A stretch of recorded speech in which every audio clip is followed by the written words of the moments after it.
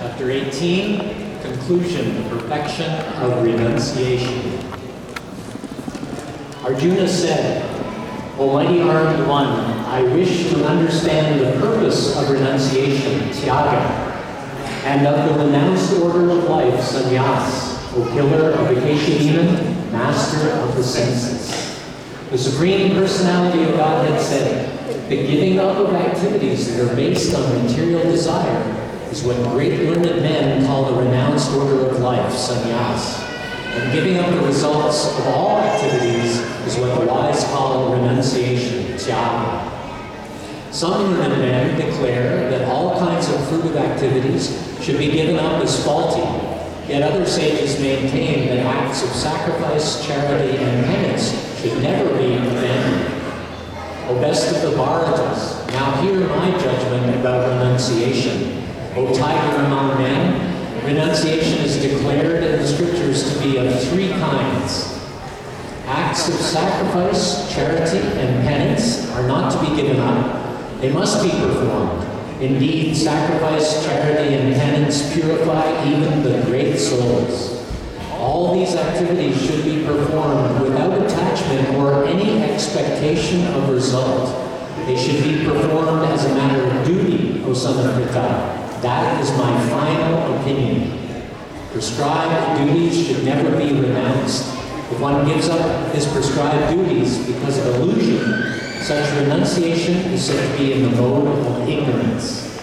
Anyone who gives up prescribed duties as troublesome or out of fear of bodily discomfort is said to have renounced in the mode of passion. Such action never leads to the elevation of renunciation. O Arjuna, when one performs his prescribed duty only because it ought to be done and renounces all material association and all attachment to the fruit, his renunciation is said to be in the mode of goodness. The intelligent renouncer, situated in the mode of goodness, neither hateful of inauspicious work nor attached to auspicious work, has no doubts about work. It is indeed impossible for an embodied being to give up all activities, but he who renounces the fruits of action is called one who has truly renounced. For one who has not renounced the threefold fruits of action, desirable, undesirable, and mixed, accrue after death. But those who are in the renounced order of life have no such result to suffer or enjoy. O mighty armed Arjuna, according to the Vedanta, there are 5 causes for the accomplishment of all action. Now learn of these from me. The place of action, the body, the performer, the various senses, the many different kinds of endeavor, and ultimately the supersoul, these are the 5 factors of action. Whatever right or wrong action a man performs by body, mind, or speech is caused by these 5 factors. Therefore, one who thinks himself the only doer, not considering the 5 factors, is certainly not very intelligent and cannot see things as they are. One who is not motivated by false ego, whose intelligence is not entangled, though he kills men in this world, does not kill, nor is he bound by his actions. Knowledge, the object of knowledge, and the knower are the 3 factors that motivate action. The senses, the work, and the doer are the 3 constituents of action. According to the 3 different modes of material nature, there are 3 kinds of knowledge, action, and performer of action. Now hear of them from me. That knowledge by which one undivided spiritual nature is seen in all living entities, though they are divided into innumerable forms, you should understand to be in the mode of goodness. That knowledge by which one sees that in every different body there is a different type of living entity, you should understand to be in the mode of passion. And that knowledge by which one is attached to one kind of work as the all-in-all, without knowledge of the truth, and which is very meager, is said to be in the mode of darkness. That action which is regulated and which is performed without attachment, without love or hatred, and without desire for fruitive results, is said to be in the mode of goodness. But action performed with great effort by one seeking to gratify his desires and enacted from a sense of false ego is called action in the mode of passion. That action performed in illusion, in disregard of scriptural injunctions, and without concern for future bondage or for violence or distress caused to others, is said to be in the mode of ignorance.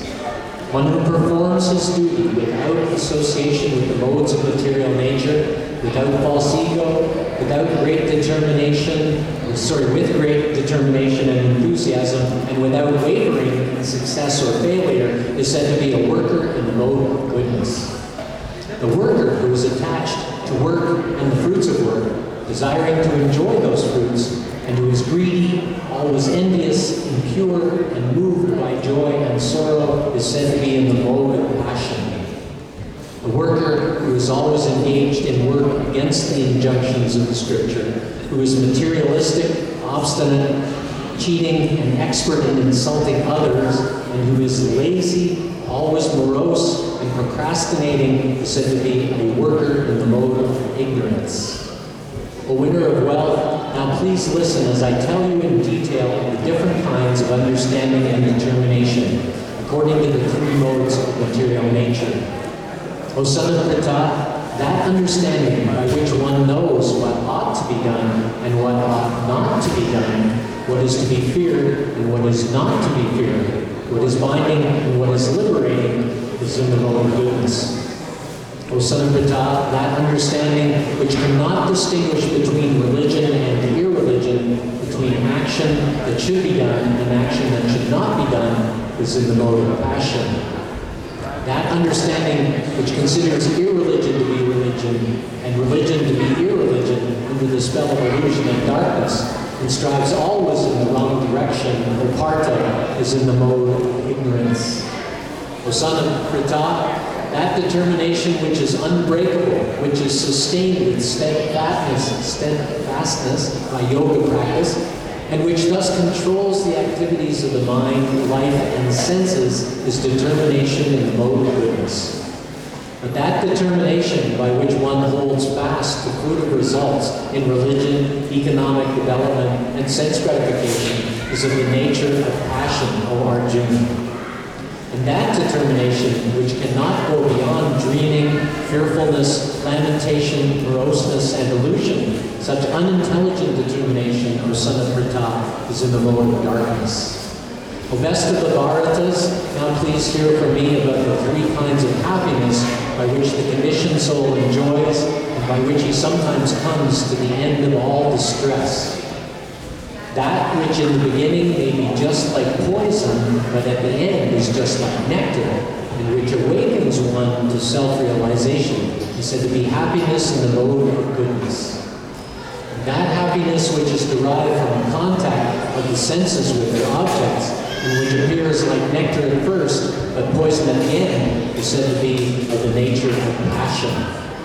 And that happiness which is blind to self-realization, which is delusion from beginning to end, and which arises from sleep, laziness, and illusion, is said to be of the nature of ignorance.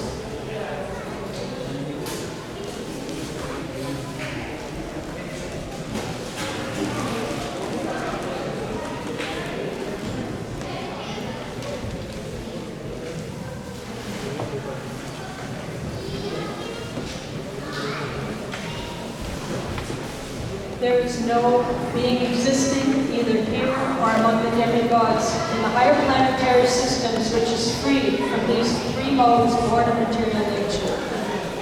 Brahmanas, Kshatriyas, Vaishyas, and Sudras are distinguished by their qualities born of their own natures in accordance with the material modes, O chastiser of the enemy.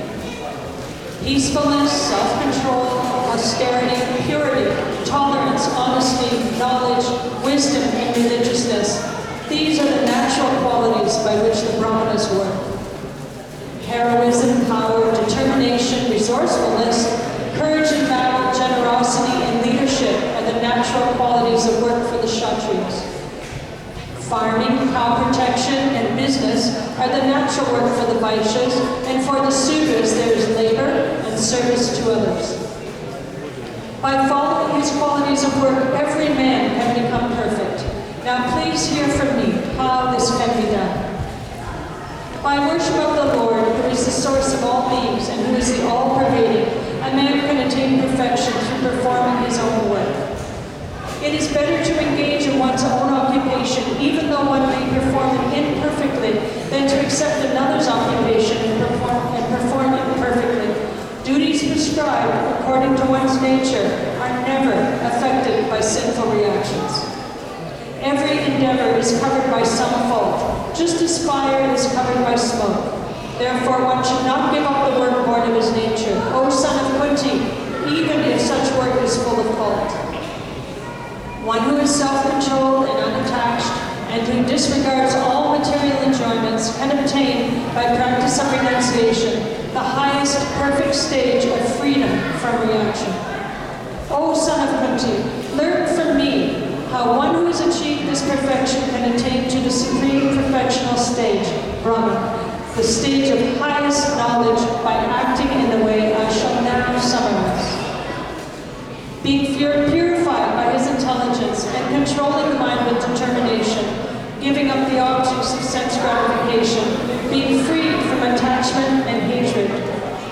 One who lives in a secluded place, who eats little, who controls his body, mind, and power of speech, who is always in trance, and who is detached, free from false ego, false strength, false pride, lust, anger, and acceptance of material things, free from false proprietorship and peaceful. Such a person is certainly elevated to the position of self-realization. One who is thus transcendentally situated at once realizes the Supreme Brahman and becomes fully joyful. He never laments or desires to have anything. He is equally disposed towards every living entity. In that state, he attains pure devotional service unto me. One can understand me as I am, as the Supreme Personality of Godhead, only by devotional service. And when one is in full consciousness of me by such devotion, he can enter into the kingdom of God. Although engaged in all kinds of activities, my pure devotee, under my protection, reaches the eternal and imperishable abode by my grace. In all activities, just depend upon me and work always under my protection. In such devotional service, be fully conscious of me. If you become conscious of me, you will pass over all the obstacles of conditioned life by my grace. If, however, you do not work in such consciousness, but act through false ego, not hearing me, you will be lost. If you do not act according to my direction and do not fight, then you will be falsely directed.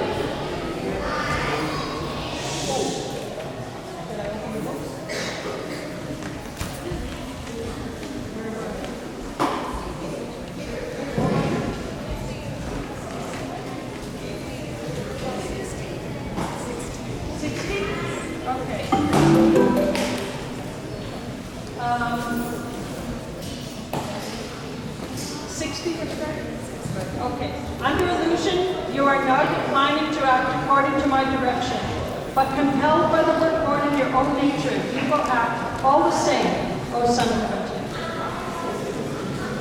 The Supreme Lord is situated in everyone's heart, Lord Jim, and is directing the wanderings of all living entities, who are seated as on a machine made of material energy.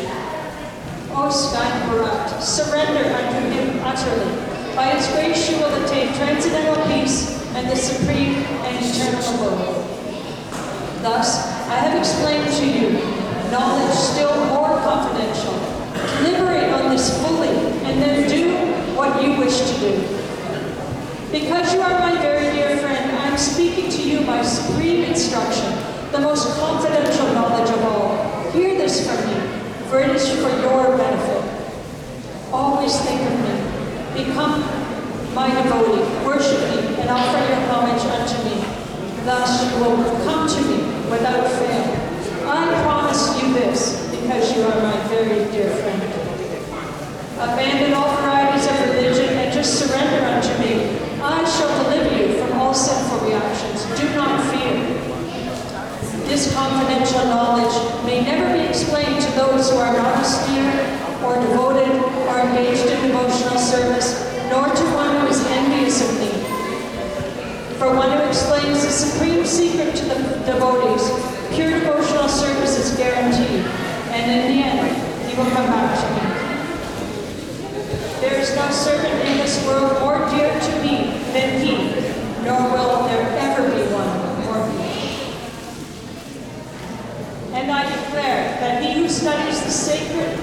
conversation of ours worships me by his intelligence.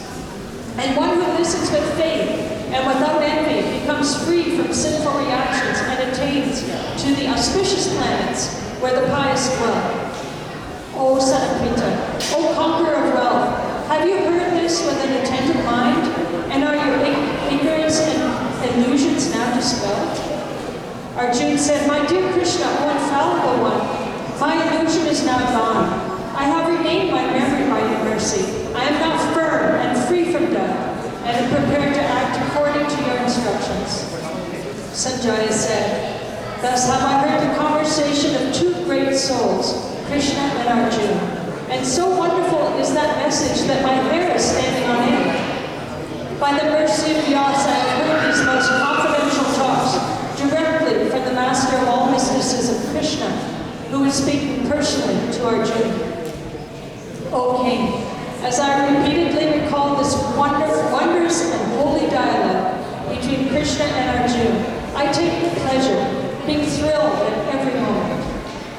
O King, as I remember the wonderful form of Lord Krishna, I am struck with wonder more and more, and I rejoice again and again.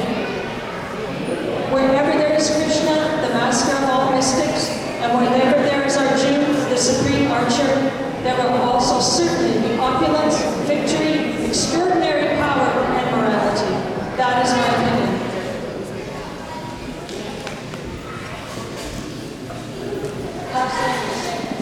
Thus ends the Bhagavad purport in the 18th chapter of Srimad Bhagavad Gita in the matter of its conclusion, the perfection of renunciation. All glory to Srila Prabhupada, all success.